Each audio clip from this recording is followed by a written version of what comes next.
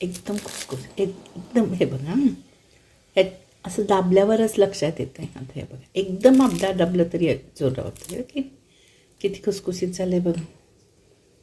एकदम मस्त झालं आहे हे बघा. ठीक आहे. एकदम अबदार दाबल्यावर पण असं बारीक होतं आहे म्हणजे किती खुसखुशीत झालं आहे बघा. तुम्हाला एक खाऊन पण दाखवते काय. नमस्कार, मी नंदिनी चौधरी. तर चला आज आपण शाबू बटाट्याचे सांडगे घालूया. खूप टेस्टी आणि मस्त होतं.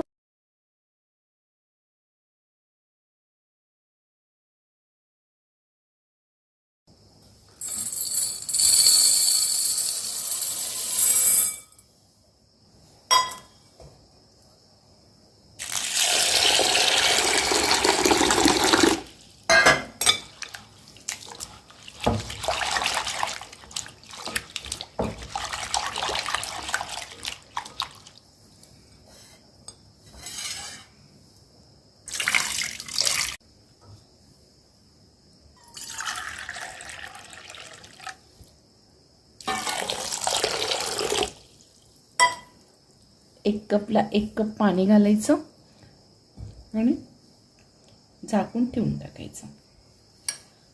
आज रात्री हे मी शाबू भिजत ठेवले. उद्या सकाळी 2 मीडियम बटाटे शिजवून घेऊया. 3 चिट्टी करून घेऊया. काल रात्री शाबू भिजवलेले छान भिजले बघा. एकदम मऊ झाले. प्रमाण बघा 1 कप शाबू घेतले, स्वच्छ 3दा धुतले आणि 1 कप पाणी घालून झाकून ठेवलेले. ठीक आहे नाही, छान भिजले. आता मीडियम 2 बटाटे शिजवून घेतले आणि 1 कच्चा बटाटा, 2 शिजवलेले बटाटे आणि 1 कच्चा बटाटा. वरचं साल काढून घेऊया.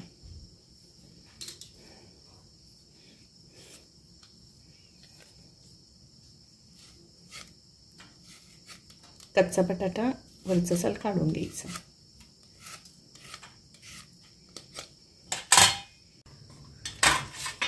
मोठी खिसणी घ्यायची.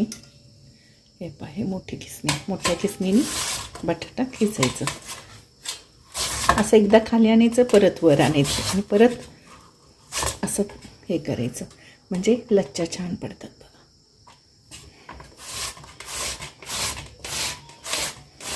तीन पाण्यात स्वच्छ धुवून घेतले. शिजवलेला बटाटा वरचं साल काढून घेऊया.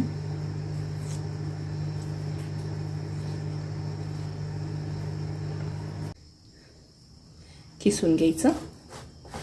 किसूनच घ्या काय म्हणजे एकसारखं पडतं.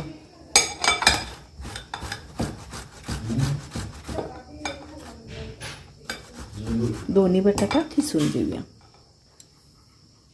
1 चमचा मिरची चेचून घेतले. थोडंसं मीठ घाला. मीठ कमीच घाला. 1/2 टीस्पूनला थोडं कमी मीठ घातले. किसून ठेवलेलं बटाटा सगळं पाणी काढून घ्यायचं.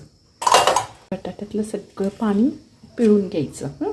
थोडंसुद्धा पाणी ठेवायचं नाही आणि ह्याच्यात मिक्स करायचं. मिरची पेस्ट, कच्चा बटाटा किसलेलं, शिजवलेला बटाटा, मीठ आणि शाबू सगळं छान मिक्स करून घ्यायचं. असं किमसा म्हणजे छान सांडगे पडतात. मोठ्या किसणीनेच बटाटा सोलायचं.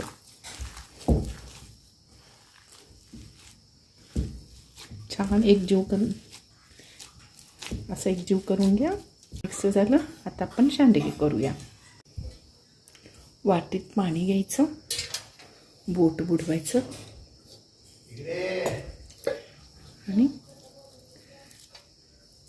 हे असं करून घ्यायचं मुटकीसारखं आणि सांडगे सोडायचे.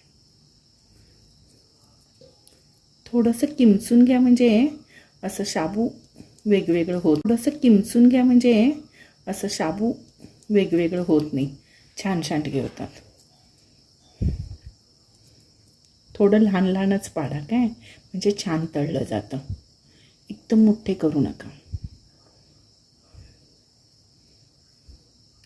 हे असं घालून झालं की थोडंसं पाण्यात बोट बुडवायचं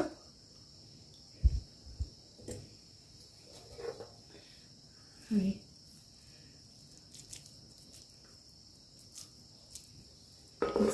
सांडगे घालायचं.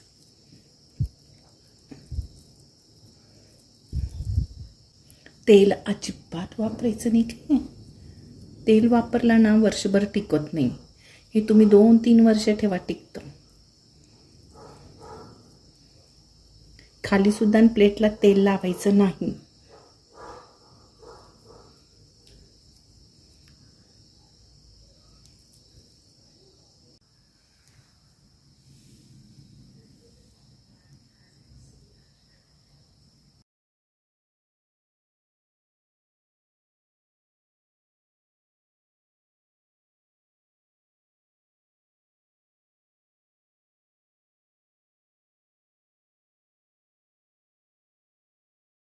एक पण शाबू इकडं तिकडं झाला नाही, एवढे छान सांडगे झाले. शाबू ना निसटायला नको, त्याबरोबर सांडग्यात असं शाबू यायला पाहिजेत. म्हणजे थोडंसं मळलं ना की तुंडके, म्हणजे शाबू वेगळं आणि बटाटा वेगळं होत नाही आहे. नकळत थोडंसं किमचून घ्यायचं.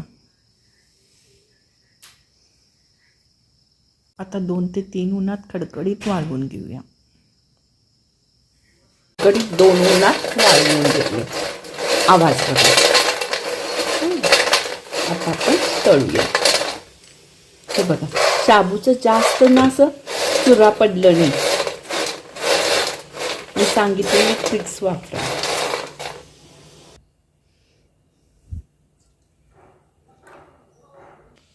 गॅस सुरू केले, तेल तापवायला ठेवले. पहिल्यांदा एक तेल कडक तापवून घ्यायचं. तेल जास्त घ्यायचं. तेल कमी घेतलं आणि सांडगं तळणार ना, सांडगं बरोबर तळत नाहीत. तेल जास्त घ्यायचं. पहिलं तेल कडक झाले काय बघायचं, एक सांडगं टाकून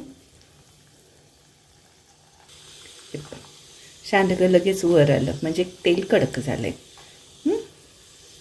गॅस बारीक केले, तेल कडक झाले. तेल कडक झाल्यावरच सांडगं असं फुलतंय.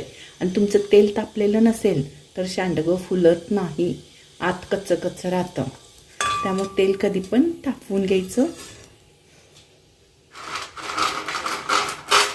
तेल कडक झालंय, सांडगे घाला. जास्त पण सांडगे घालायचं नाही काय. आणि गॅस थोडंसं मोठं केले. गॅस मोठं करूनच सांडगे भाजायचे, म्हणजे छान फुलतात. वाव, काय मस्त फुलले बघा. असे फुलायला पाहिजे. छान झालेत बघा सांडगे.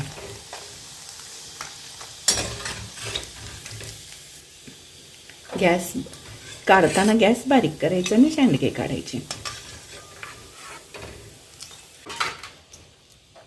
गॅस मोठं केले, सांडगे घाला.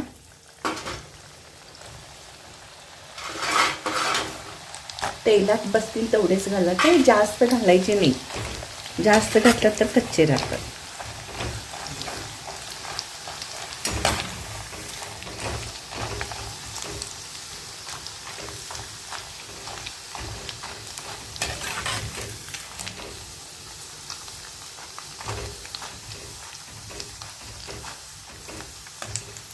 कच्चा बटाटा घातलेली की नाही हे बघ.